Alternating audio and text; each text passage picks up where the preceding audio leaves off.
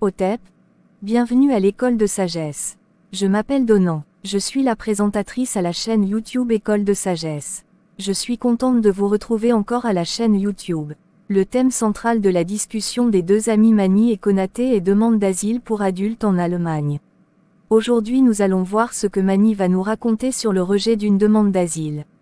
Je vous dis à tout à l'heure, nous allons suivre attentivement les conversations des deux amis. Bonjour Mani, ça va? Avant d'aller à la bibliothèque, pourrait-on d'abord discuter au sujet de ton boulot? Salut, je vais bien merci. Oui, je n'y trouve aucun problème. C'est aussi une très bonne idée puisque c'est important d'être silencieux à la bibliothèque pour ne pas déranger les autres personnes. La dernière fois, tu avais dit que c'est après le deuxième interview que les réfugiés reçoivent des réponses au sujet de leur demande d'asile. Quel genre de réponses reçoivent les réfugiés? Oui, c'est vrai, les réfugiés peuvent recevoir des réponses positives ou des réponses négatives. Aujourd'hui, nous allons parler du rejet de la demande d'asile. Les critères importants qui influencent la décision sur une demande d'asile sont les suivants. L'histoire des réfugiés et surtout la personne qui leur posera des questions au deuxième interview. C'est seulement cette personne qui décidera si elle doit accorder ou refuser l'asile aux réfugiés. Il existe 3 types de rejet de demande d'asile. Quels sont ces 3 types de rejet de demande d'asile? Le premier type de rejet de demande d'asile concerne les cas de Dublin. La raison pour le rejet de la demande d'asile est le fait que l'Allemagne ne soit pas responsable de l'examination de la demande d'asile de ce réfugié. Dans ce cas, l'Office fédéral pour la migration et les réfugiés connu en Allemagne sous le nom de BAMF donnera un délai de 7 jours aux réfugiés pour contester le résultat négatif de la demande d'asile en prenant un avocat. La contestation est composée obligatoirement de 2 parties. La contestation elle-même et la demande d'annuler l'ordre de rapatriement de BAMF jusqu'à ce que la justice donne sa réponse finale.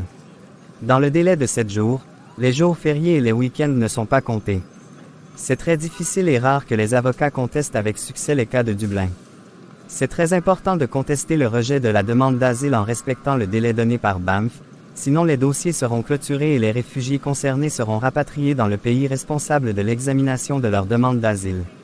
Pendant la période de contestation du rejet des demandes d'asile, les autorités allemandes doivent attendre la décision finale de la justice, au cas où elle serait négative pour rapatrier les réfugiés concernés. Dans le cas de Dublin, l'Allemagne a 6 mois de délai pour rapatrier les réfugiés dans le pays responsable de l'examination de leur demande d'asile. On compte les 6 mois de délai à partir du jour où le pays responsable a donné son accord. Si les réfugiés concernés ont contesté la décision de BAMF et que la justice rejette leur contestation, alors on comptera les 6 mois de délai à partir du jour où la justice aura rejeté leur contestation. Dans quelles conditions un avocat pourrait contester avec succès un cas de Dublin? Voici les raisons pour lesquelles c'est possible. Si l'Allemagne décide d'elle-même d'être responsable de l'examination des demandes d'asile des réfugiés concernés, si les réfugiés concernés ont des enfants mineurs en Allemagne, si les réfugiés concernés ont leurs partenaires en Allemagne, si les politiciens allemands décident de ne pas rapatrier les réfugiés dans un pays quelconque des États membres de l'accord de Dublin, et pour certaines raisons humanitaires. Quels sont les autres types de rejet de demande d'asile? Le deuxième type de rejet de demande d'asile est appelé simple rejet.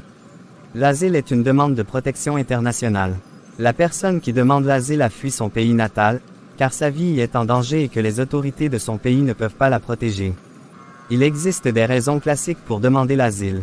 Ces raisons sont par exemple les raisons politiques ou les raisons de discrimination raciale, religieuse, ethnique ou l'excision ou l'orientation sexuelle, etc. Pour avoir au moins une chance d'obtenir la protection internationale, les réfugiés doivent donner l'une de ces raisons classiques. Puisque l'asile ne promet pas seulement des décisions positives, il est à savoir que les réfugiés peuvent aussi recevoir des décisions négatives au sujet de leur demande d'asile, même s'ils ont donné l'une des raisons classiques d'asile. Les raisons pour le rejet des demandes d'asile diffèrent les unes des autres et surtout des personnes qui ont posé des questions lors du deuxième interview. Voici quelques raisons que BAMF pourrait donner pour justifier le rejet des demandes d'asile. Il n'est pas convaincu que les réfugiés concernés aient droit à la protection internationale, où il y a des contradictions dans l'histoire des réfugiés concernés, où les réfugiés concernés n'ont pas bien raconté leurs histoires, etc. Dans ce cas, BAMF donnera un délai de 2 semaines aux réfugiés pour contester le résultat négatif de la demande d'asile en prenant par exemple un avocat. Ici, il s'agit uniquement d'une contestation sans ajouter la demande d'annuler l'ordre de rapatriement de BAMF jusqu'à la décision finale de la justice, comme tel est le cas du premier type de rejet de demande d'asile. Dans le délai de 2 semaines, les jours fériés et les week-ends ne sont pas comptés. En plus des 2 semaines de délai pour contester, Banff donne 4 semaines aux réfugiés pour justifier leur contestation. Lorsque les réfugiés reçoivent un simple rejet de demande d'asile, Banff leur donne un délai pour sortir volontairement du territoire allemand. Généralement, ce délai n'atteint pas 2 mois. Lorsqu'un réfugié conteste la décision de Banff sur sa demande d'asile, ce délai de quitter volontairement l'Allemagne sera automatiquement annulé et les autorités n'ont pas de droit de le rapatrier de force. La procédure de contestation peut durer dans certains cas plus de 5 ans avant que la justice ne donne la décision finale. J'ai remarqué que tu as cité certaines différences entre les 2 types de rejet de demande d'asile. Est-ce qu'il y a encore d'autres différences? Pour le 2e type de rejet de demande d'asile, l'Allemagne est responsable de l'examination de la demande d'asile des réfugiés. Si la justice rejette la contestation, alors les réfugiés concernés seront rapatriés. Les réfugiés concernés seront rapatriés directement de l'Allemagne vers leur pays natal ou vers un autre pays où ils pourraient être en sécurité. Ils recevront un délai pour sortir volontairement de l'Allemagne. Au cas où ils ne respecteraient pas le délai donné, alors ils seront rapatriés de force. Dans des cas exceptionnels, il est possible de faire une 2e contestation, si par exemple il y a subitement une nouvelle situation dans la vie privée des réfugiés concernés ou une nouvelle loi a été votée qui leur serait avantagieuse. Dans ce cas, si la 2e contestation aussi a été rejetée, alors les réfugiés concernés doivent quitter l'Allemagne. C'est quoi donc le 3e type de rejet de demande d'asile? Le 3e type de rejet de demande d'asile est manifestement non fondé. Cela veut dire que les demandes d'asile des réfugiés concernés ne sont pas basées sur aucune des raisons classiques d'asile, ou bien les réfugiés concernés n'ont pas respecté les conditions à remplir pour demander une 2e fois l'asile. En rappel, les raisons classiques d'asile sont par exemple les raisons politiques, ou les raisons de discrimination raciale, religieuse, ethnique, ou l'excision, ou l'orientation sexuelle, etc. Voici les 3 conditions importantes à remplir pour demander une 2e fois l'asile. C'est interdit d'utiliser les mêmes raisons d'asile que lors de la première procédure de demande d'asile. Les raisons d'asile doivent être nouvelles et elles ne doivent pas dater de plus de 3 mois. Est-ce que tu peux donner des exemples concrets de ce que tu viens de dire? Oui, si par exemple un réfugié donne comme raison d'asile le fait qu'il aime la vie d'Allemagne, ou bien il veut devenir footballeur en Allemagne, ou il donne les mêmes raisons d'asile que dans le premier asile, alors il recevra le 3e type de rejet d'asile. Dans ce cas même, un avocat ne peut pas défendre avec succès ce réfugié. J'avais une fois eu un réfugié qui avait demandé pour une seconde fois l'asile et il avait donné les mêmes raisons d'asile que ce qu'il avait donné dans son premier asile il y a de cela 5 ans.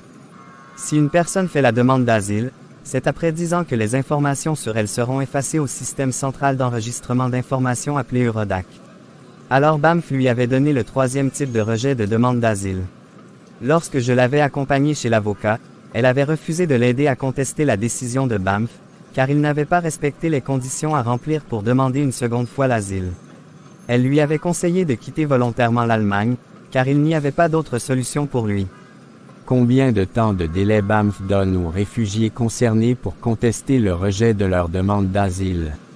Pour le 3e type de refus, Banff donnera aussi un délai de 7 jours aux réfugiés pour contester le résultat de la demande d'asile en prenant un avocat. La contestation est composée obligatoirement de 2 parties.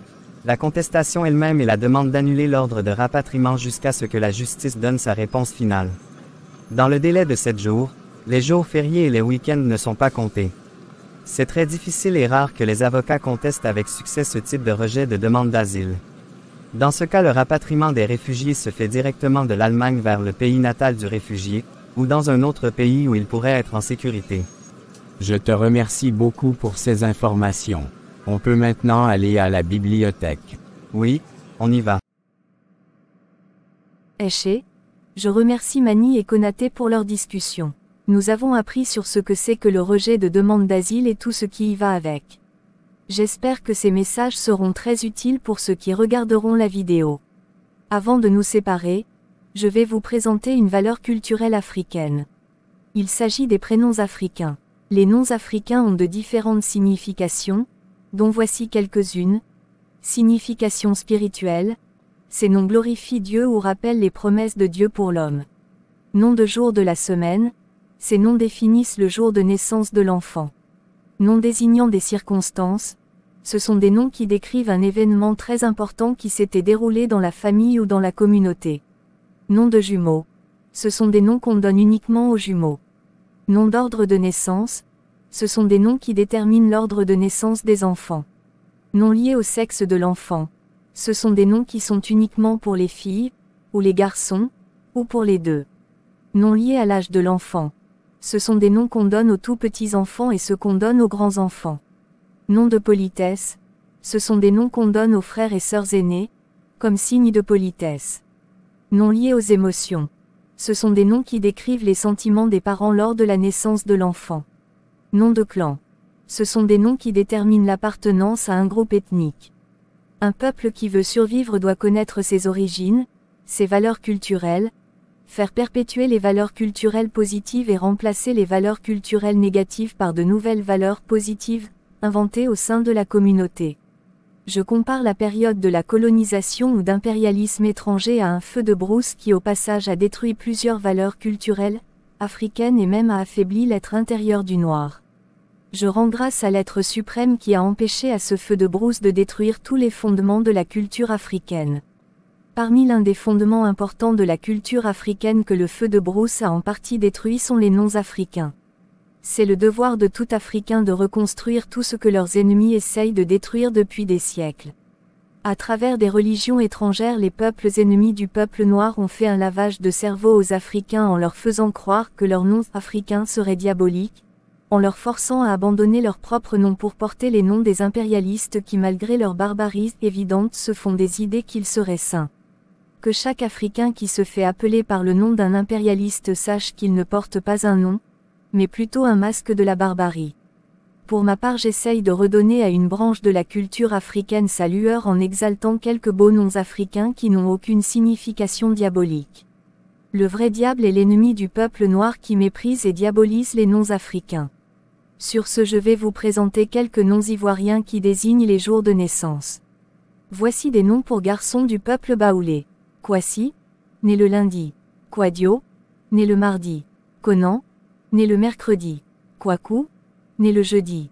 Yao, né le vendredi. Kofi, né le samedi. Kouame, né le dimanche. Voici des noms pour filles du peuple baoulé. Akissi, né le lundi. Adjoa, né le mardi. Amenan, né le mercredi. Ao, né le jeudi. Aya, né le vendredi.